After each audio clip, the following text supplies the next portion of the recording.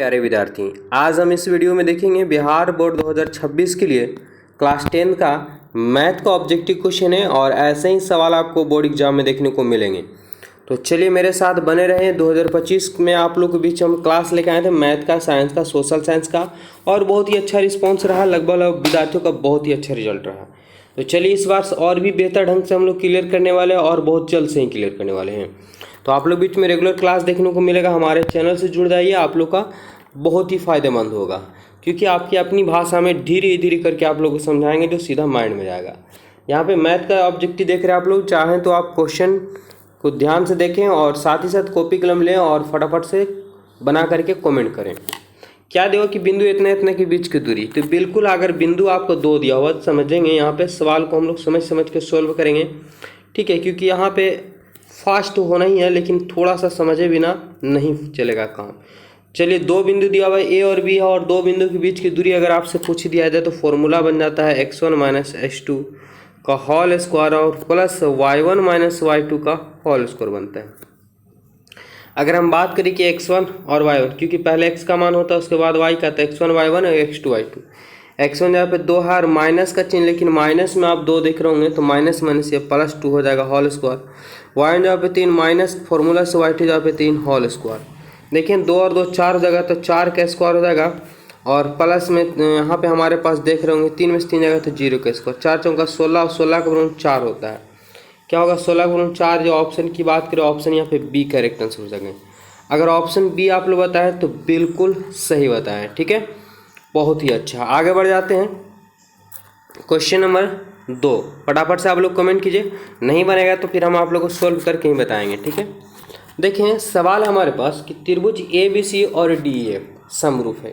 समरूप है तो यानी कहने के मतलब कि उनकी भुजा भी सेम होगा, उनका कोण भी सेम होगा। दोनों का क्षेत्रफल जो दिया हुआ क्रमशः 9 तथा 16 वर्ग सेमी है।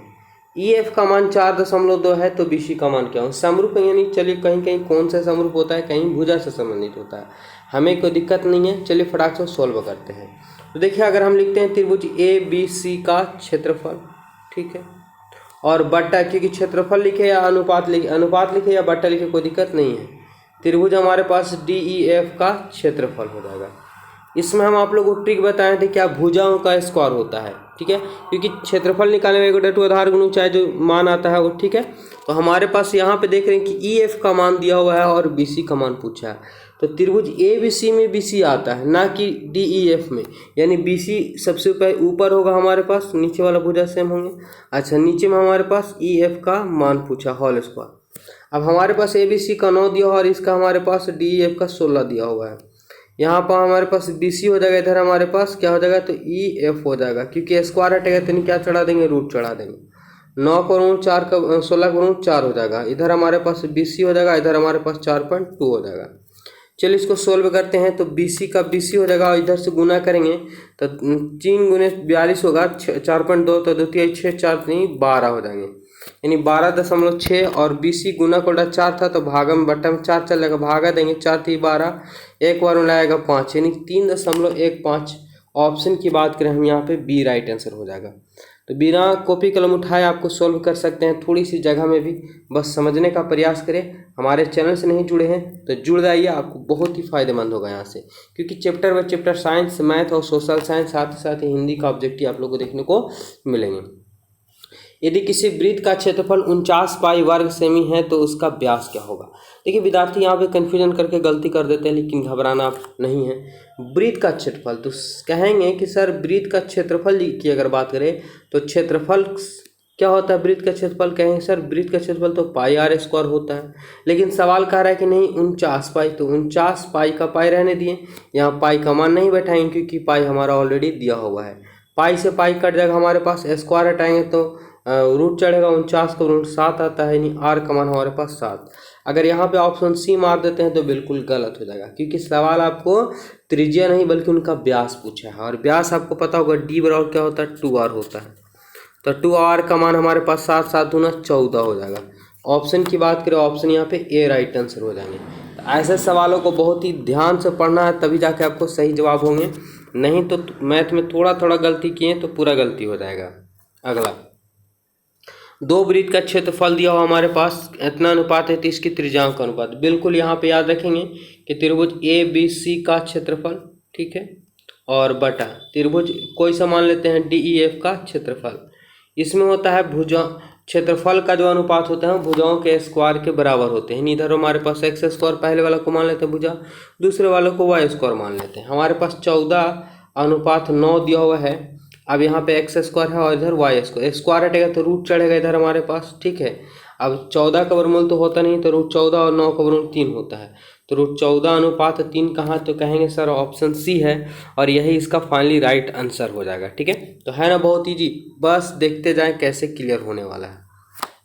अगला सवाल, किसी वृत्त की परिधि 462 सेमी है तो इसकी त्रिज्या क्या होगी। सीधा सीधा पूछा है त्रिज्या, तो वृत्त की परिधि यहाँ पे पूछा है, तो आपको फॉर्मूला याद होना चाहिए वृत्त की परिधि। वृत्त की परिधि क्या होता है, कमेंट करें फटाफट से। कहेंगे सर वृत्त की परिधि होता है 2πr होता है, ठीक है। 2π क्या होता है, 2πr, परिधि बराबर क्या होता है, याद रखेंगे 2πr होता है। लेकिन सवाल कारक नहीं 462 होंगे, कोई दिक्कत नहीं। 2 का 2, पाई का मान यहाँ 22/7 गुने r का r कटेगा, उससे काटते हैं, देखेंगे। अगर हम बात करें 2 से काटने का तो 2 दूना 4, 2 3 6 और 2 1 2, 231। अगर ये बात करें हम कितना से कटेगा ये, तो अगर आप गुना करते हैं 7 एकम 7, 7 21 के एक हाथ में 2, 7 दूनी 14, 15 16, ठीक है, यानी कितना आ जाएगा आपके पास 1617 आ जाएगा। बट्टा में क्या हो जाएगा 22 हो जाएगा बराबर। अगर हम मान निकालने की बात करें तो इसका राइट आंसर की बात करें, अगर ऑप्शन भागा देंगे आप लोग, ठीक है, तो 73.5 आएगा, भागा दे करके देख सकते हैं, ठीक है। राइट आंसर की बात करें हम तो ऑप्शन यहाँ पे क्या हो जाएंगे, ऑप्शन की बात करें तो ऑप्शन ए करेक्ट आंसर हो जाएंगे। चलिए आगे बढ़ जाते हैं फटाक से, देखेंगे क्वेश्चन नंबर 6। दो वृत्त का क्षेत्रफल का अनुपात, दो वृत्तों का क्षेत्रफल, यानी क्षेत्रफल को शॉर्ट में एरिया होता है, इसलिए A1, इसको हम कर लेते हैं A2। क्या दिया हमारे पास 64 और 121 दिया हुआ। लेकिन कहें कि वृत्त का क्षेत्रफल क्या होता है, पाई r स्क्वायर होता है, यानी r1 का स्क्वायर कर लेंगे, इधर हमारे पास पाई r2 का स्क्वायर कर लेंगे। 64 और 121, पाई से पाई कट जाए, स्क्वायर हटेगा तो रूट चढ़ेगा, और जब रूट चढ़ेगा दोनों पे तो हमारे पास r1 और बटा r2, r1 का मान हमारे पास 8 64 8 हो जाएगा, और 11 का स्क्वायर 121, यानी 8:11। हमसे क्या त्रिज्या पूछा है, बिल्कुल, तो 8:11 कहाँ है, कहेंगे सर ऑप्शन सी है, और यह इसका फाइनली राइट आंसर हो जाएंगे, ठीक है। बहुत ईजी है, बस समझते जाइए और बनाते जाइए। Question number 7, X square minus B X plus C बराबर 0 के मूलों का योग होगा, यानी सीधा सीधी आपको फॉर्मूला दे दिया गया है। लेकिन अगर आप माइनस बी बटे रट्टा मार चुके हैं तो आप सावधान हो जाएं, क्योंकि पहले सवाल को आपको क्या करना समझना है, उसके बाद ही बनाना है। जब मेरे साथ बने हुए तो 1 नंबर भी बोर्ड एग्जाम में गलत नहीं होगा, ठीक है। बस आप लोग सपोर्ट की जरूरत है, चैनल को सब्सक्राइब कीजिए, वीडियो को थोड़ा शेयर कीजिए। मूलों का योग यानी अल्फा प्लस बीटा होता है, क्या होता है माइनस बी बटा ए। लेकिन यहाँ पे ए मेरा स्वतंत्र सही है, बी के स्थान पे माइनस दिया हुआ। लेकिन अगर आप लोग फॉर्मूला पढ़े होंगे कि बहुपदीय रूप किस रूप में होता है, तो कहेंगे sir A X square plus B X और प्लस सी होता है, ना कि माइनस बी होते हैं, है ना। तो माइनस यहाँ फॉर्मूला में दिया हो तो माइनस माइनस प्लस भी हो जाएगा, और ए की जगह पे ए दिया हुआ, तो प्लस बी बटा ए कहाँ पे ऑप्शन है 7 का, याद रखें ऑप्शन बी। इसका बहुत से विद्यार्थी हम कह रहे हैं कि लगभग जो है 40% विद्यार्थी इसका आंसर बोर्ड एग्जाम में गलत करके आएंगे। रट्टा मार चुके हैं माइनस बी बटे और वही आप मार करके चले आते हैं, इसलिए मैथ है, थोड़ा सा ध्यान समझना होगा। अगला, यदि द्विघात समीकरण इतना का मूलों का है ना मूल समान हो, तो देखिए इस सवाल का भी वही सवाल है, इसमें तो 50% विद्यार्थी क्या कर जाते हैं, गलत कर देते हैं, क्योंकि उनको याद है डी बराबर क्या होता है बी स्क्वायर माइनस 4ac। अब ये बना करके वो चले आते हैं, जो एग्जाम में क्या हो जाएगा गलत। अगर आप लोग के अनुसार यहाँ पे ऑप्शन डी नज़र आ रहा है, लेकिन ये गलत हो जाएगा। ज़रा सवाल को ध्यान समझेंगे, यहाँ पे ए का मान हमारे पास बी है, बी का मान हमारे पास ए है, और सी का मान हमारे पास सी है। हमें जानते हैं कि डी बराबर क्या होता है बी स्क्वायर माइनस 4ac होता है। बी का मान हमारे पास ए दिया होता है, ए का स्क्वायर हो जाएगा 4, ए का मान बी दिया हुआ और सी का मान सी दिया हुआ, और मूल समान हो तो डी की जगह पे 0। तो अगर राइट आंसर की बात करें तो क्या होगा कि ए स्क्वायर माइनस 4bc बराबर 0। ए स्क्वायर माइनस 4bc कहाँ पे है, ए स्क्वायर माइनस क्या होगा 4bc, राइट आंसर की बात करें तो ऑप्शन की बात करें हम यहाँ पे क्या होने वाला है, तो ऑप्शन डी राइट आंसर हो जाएगा। ठीक है, आप लोग क्या रट्टा मार चुके हैं, तो बी स्क्वायर माइनस 4ac, लेकिन यहाँ पे बी स्क्वायर नहीं बल्कि ए स्क्वायर माइनस 4bc आया। तो इस सवाल को सोल्व करके बनाएंगे। ठीक है, आगे बढ़ जाते हैं। समांतर श्रेणी दिया हुआ इतना इतना इतना का 10 पद। तो बिल्कुल आप लोग जानते हैं कि सबसे पहले जो दिया हुआ प्रथम पद दिया यानी 54, ए का मान है, डी का मान दूसरे पद में से पहला पद यानी 51 में से 54 जाएगा तो -3 हो जाएगा। एन का मान हमारे पास क्या दिया हुआ, 10 दिया हुआ है। चलिए निकालते हैं। इसका एक ही फॉर्मूला होता है, टी एन लिखे या ए एन लिखे, A plus N minus 1 into D होता है।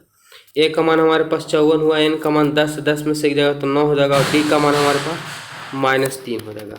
54 का 54 हुआ, 9 तिया 27 प्लस माइनस माइनस हुए, 27 में से 54 में 27 जाएगा तो 27 प्लस में ही आंसर आएंगे। ऑप्शन की बात करें, ऑप्शन ए इसका राइट आंसर हो जाएगा। है ना इजी, बहुत ईजी है, बस समझने की जरूरत है। आगे बढ़ जाते हैं सवाल।